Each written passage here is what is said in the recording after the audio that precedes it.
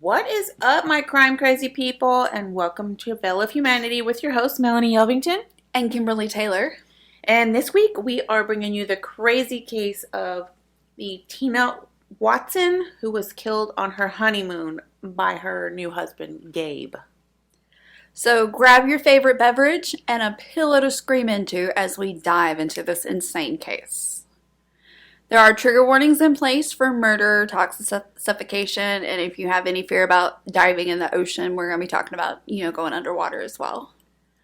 Yep, and just so y'all know, we are a fan of the cursey words. Yes, we are. Fuck shit down. Let's get this bitch going. All right, Beth. So I know we've talked about this case a little bit. Actually, I wanted You wanted to do this. I wanted this case. And I remember reading about this case back when it happened and everything. It's really sad. I mean, can you imagine going on your honeymoon and not coming back from it? A time that's supposed to be fun and enjoying your new life and starting your new life. And I mean, like, you literally feeling like you just married the man of your dreams. Yeah. I mean, you look at how much money goes into a wedding nowadays. I mean, I know when we both got married, we didn't, have big weddings. But, most big weddings nowadays are expensive. For sure. I think I watched one celebrity recently just got married and she spent $4 million on her wedding. Whoa. And I'm just like, that's a lot of money. But it's $30,000 just in flowers alone. Right. So I can't. It's very, very expensive. But I can't imagine knowing you're going to spend this much money and go on a beautiful, fun, honeymoon, and then just to say, oh, I'm going to kill my spouse while we're over there. I don't know the details of this case. So here I am again. Blind reacting. Even though I requested it. And the reason why I requested it is because I just have this crazy fear of drowning. So for a woman to get married and then die in this capacity and him be responsible, it's just beyond comprehension to me. Yeah. I mean, just to have the evidence of it out there. Exactly. I love going in the ocean, but I have the fear of, the deep water and, looking under the water. That just freaks me out. So even looking at the picture from this case, it's just kind of like... Yeah, it's murky. Yeah, it just kind of, ekes me out a little bit. So her name was Christina May. She went by Tina Thomas Watson. She was 26-year-old at the time of her death, and she was from Helena, Alabama.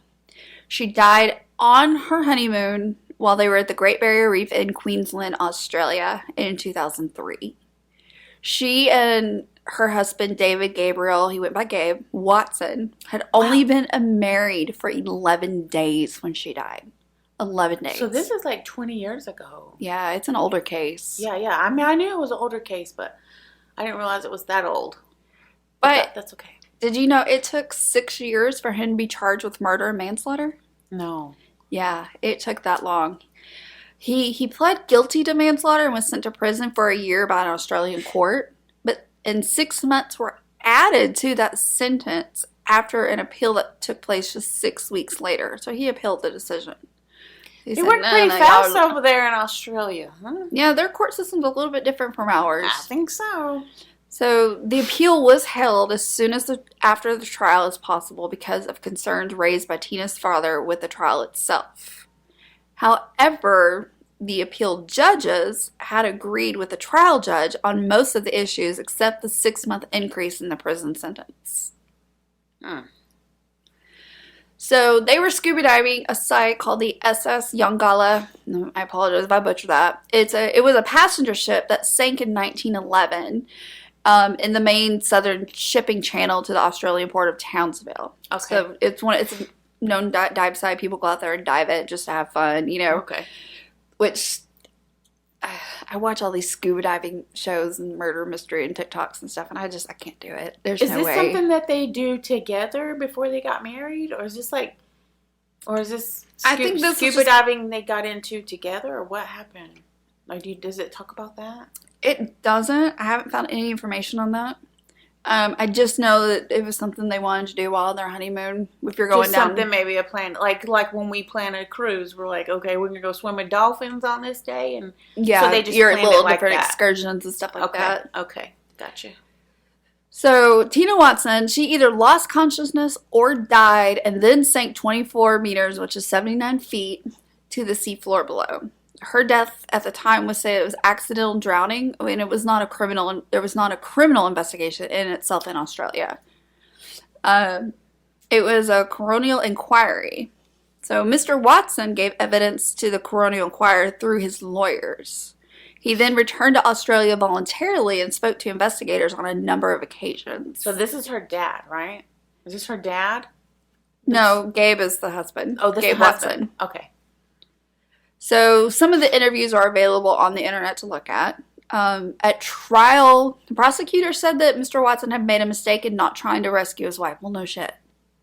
There's a picture of him, and she's laying dead on the floor behind him, the sea floor. Right, and she's not moving. Yeah, he didn't try to revive her or anything. So they said that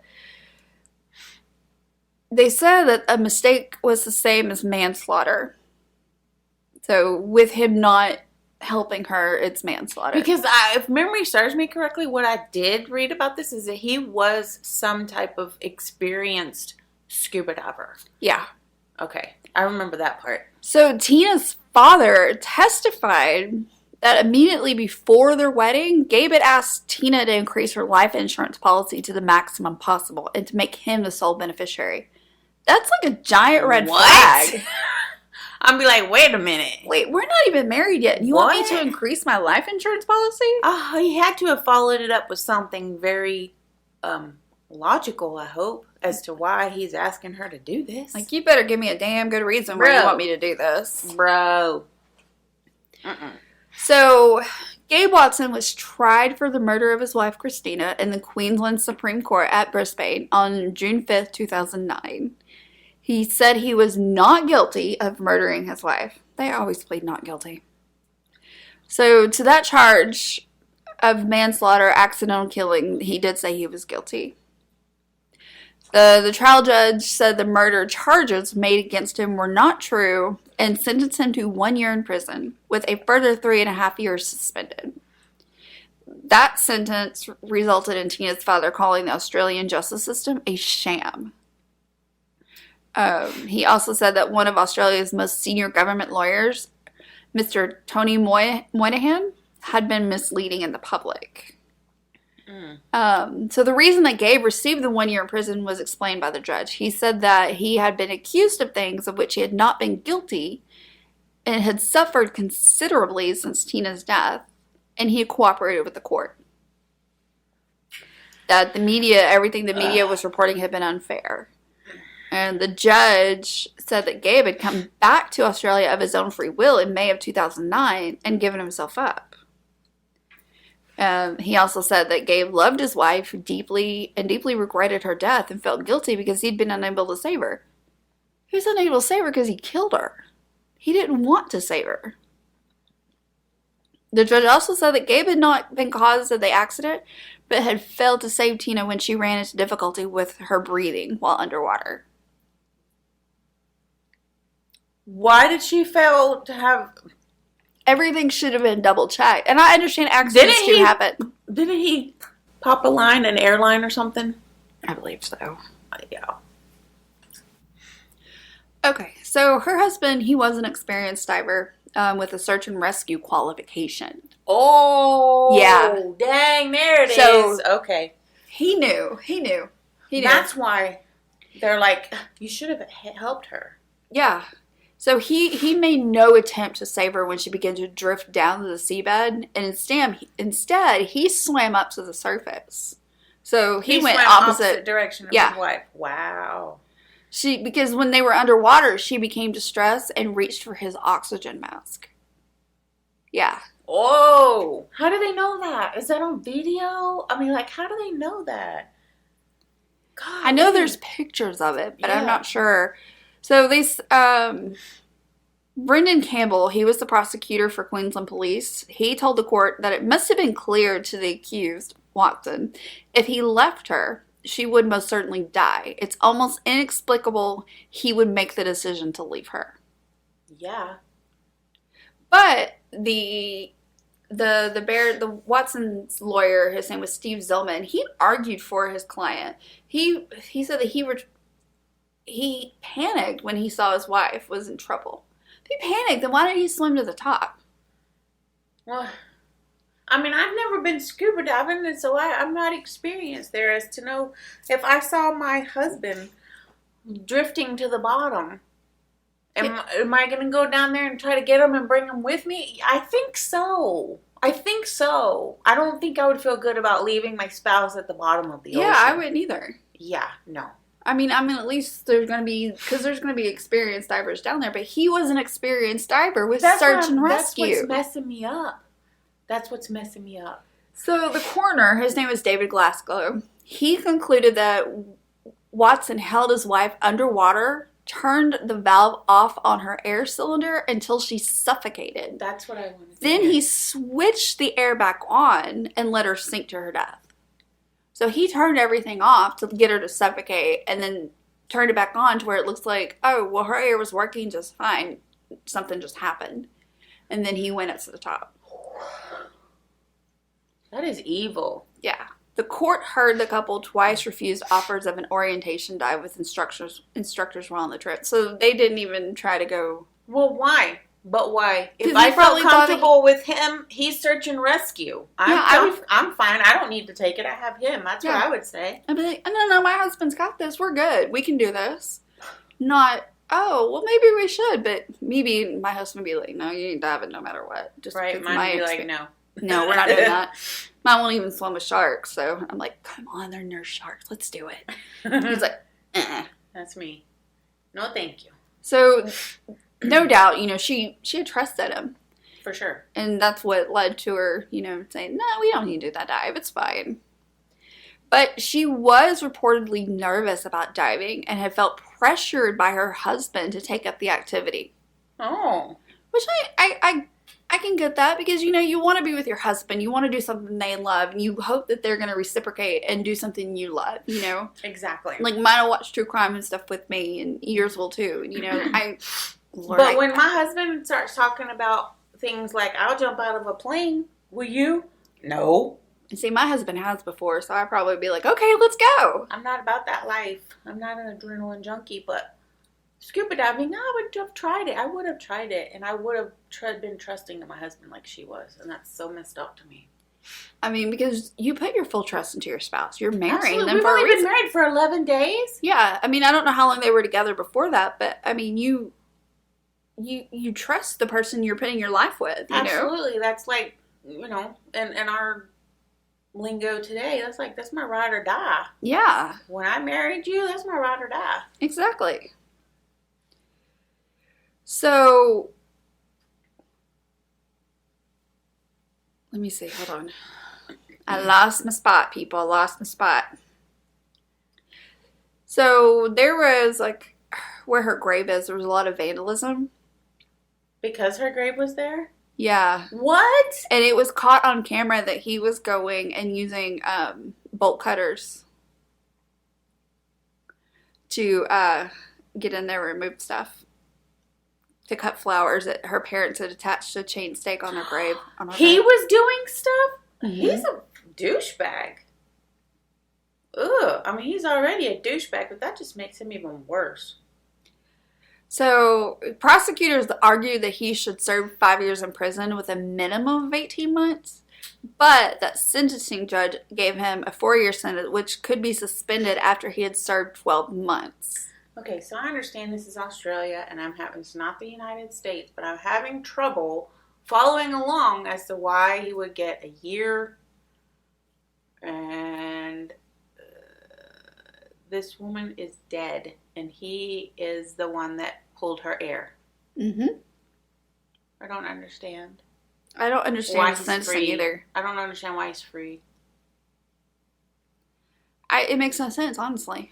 I mean, today, Australia wants Amber Heard so bad they can't stand it over some dogs coming into their country. Yeah, but so why are we letting murderers go? What the hell? I don't understand. Oh, I'm sorry.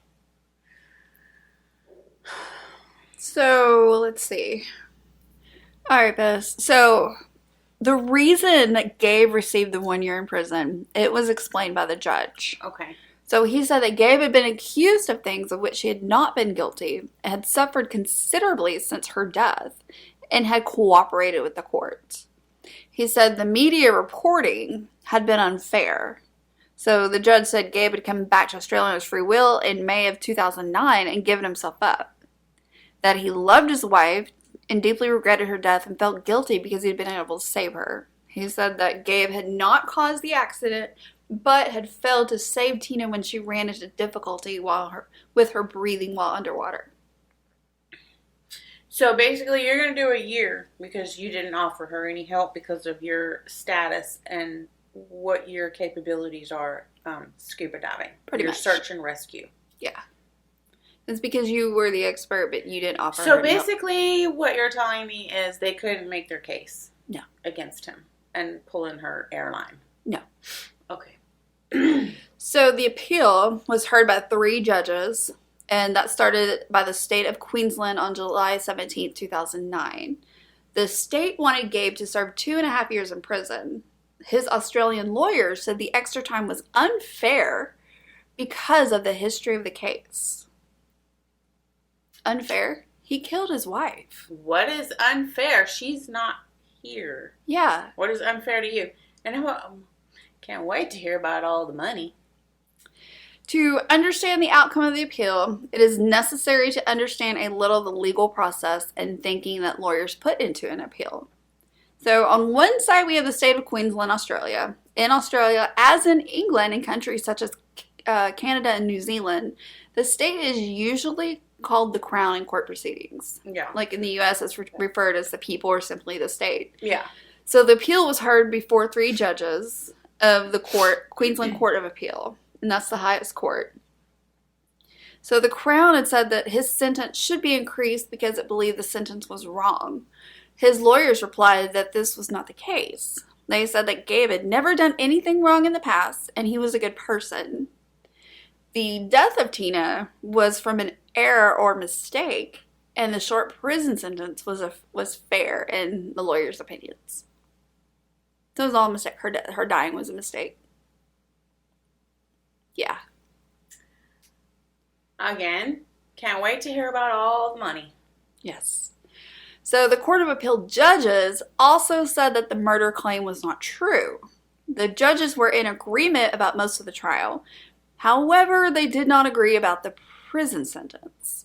On one hand, Justice said that the appeal court should not change the decision of the trial judge. But on the other, they said the prison time should be increased to 2.5 years. In the third opinion, they said it ought to be increased from 12 months to 18 months. To reach an agreement, the Chief Justice went with the Chesterman's opinion. Man. So with the agreement of 2 of the 3 judges, the sentence was increased to 18 months, with each judge carefully explaining their view. They said that the respondent himself promptly provided the information which proved the case against him, and that for years he has borne the unjust charge made very public of murder are factors requiring substantial, I can't say that word, amelioration in sentence. Gabe Watson gave the information which showed he had killed his wife accidentally. I'm How sorry, do you what? accidentally kill your wife underwater? That makes no damn sense. Say it again. He turned her air off. He accidentally turned her air off. Gabe Watson gave the information which showed he had killed his wife accidentally. Because he was, for many years, unfairly blamed and unfairly accused for her murder, he should have had his prison sentence shortened. I can't wrap my head around that. That verbiage is wrong, first of all. That makes no damn sense. Because, yeah. So, as far as the media attention on this case, they said that for 4 years, no one took much notice of the death, as there's a drowning in the Australian state of Queensland about once a week. Oh, wow. Which, that's pretty sad. Yeah. Her parents, however, set out to get attention of the media, and by 2007 had succeeded. Other people that had been diving near the couple when Tina died, they were involved. One diver actually photographed Tina laying on the ocean floor while taking a picture of another diver on holiday.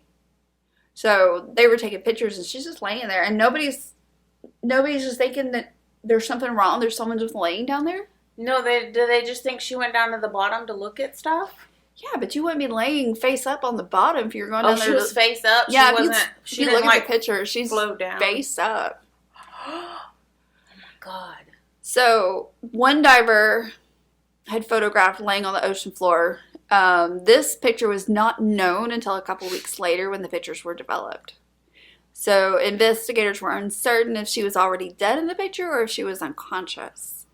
Because the pictures gave no clues as to what made her sink to the bottom at that point. Right.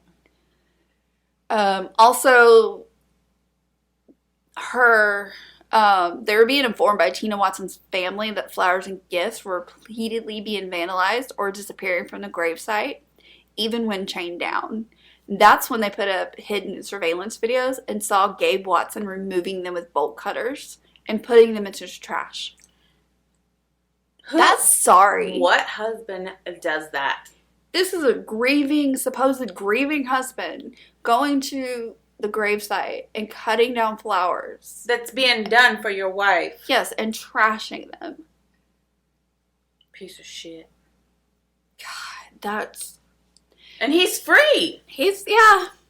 So, Tina Watson's father told the media in November 2009, 2 months after the appeal decision, that he thinks Gabe is a copycat killer. Oh. He might have got the idea for the murder by copying the way another almost successful murder was done in the British Virgin Islands. Oh. So, of course, Dateline did their own little 90-minute count. There's also a Lifetime movie about this called The Deadly Honeymoon. And there's, people check that out. Have gotten in, trying to bring attention to this case. Right. But because there's no, I don't know about Australia, but I would think it's the same. There's no limitations on murder. I would assume there's not. But that's, I don't, wow. This is crazy to me. So, media in particular from the Australian state of Queensland have continually described her death as murder, while the Queensland courts have found it to be manslaughter by way of failure to rescue. This issue finally came to a head with the Townsville Bulletin on February 10th, 2010. They again described Tina's death as murder. 7 days later, they published an apology and a correction, which says, and I quote, "On February 10th, 2010, an article was published concerning murdered U.S. bride Tina Watson. The Townsville Bulletin accepts that Gabe Watson had not been convicted of murdering Tina Watson. Tina died while scuba diving the Yongala wreck on October 23, 2003. Gabe Watson pleaded guilty to manslaughter by reason of his failure to take Tina Watson to the surface when it was apparent she was in distress, and by this inaction, this constituted criminal neglect." Well, yeah. But yet he still did just a year. Yeah, he didn't get any time. Wow. It was manslaughter. Australia. It's always interesting to see the different laws in different countries and how they play out. Yeah. And how their justice system goes, through its process, Mm-hmm. So on February 23rd, 2012, the case against David Gabriel Gabe Watson was dismissed by Judge Tommy Nail in a Birmingham, Alabama County Court. The judge found the state's case lacked credibility and said it just doesn't make any sense, quite frankly. In concluding his findings, His Honor determined there is no evidence to suggest that he intended to kill her, and he hatched it here and carried it out there. So they're trying to say that he planned this murder in Alabama and then to finish it out down on their honeymoon. Mm-hmm. So the judge said, "I'm going to grant this defendant's motion. Case dismissed." So he was never at risk for facing the death penalty here in the U.S. He faced a mandatory life sentence if found guilty, but they didn't find him guilty. So this man went on his honeymoon with his wife, killed her, and basically got away with it. Yeah. What better place to do it underwater? Yeah. Where nobody else can see. When you can't really prove anything. Right. I mean, yeah, there's some photographic evidence. He knows enough about the equipment and everything to... He knows what to do and what to look for. Yeah, undo her airline, just like you said. Undo her airline and then go put it back on after she's done suffocating. Oh my God. That's horrible. It is horrible.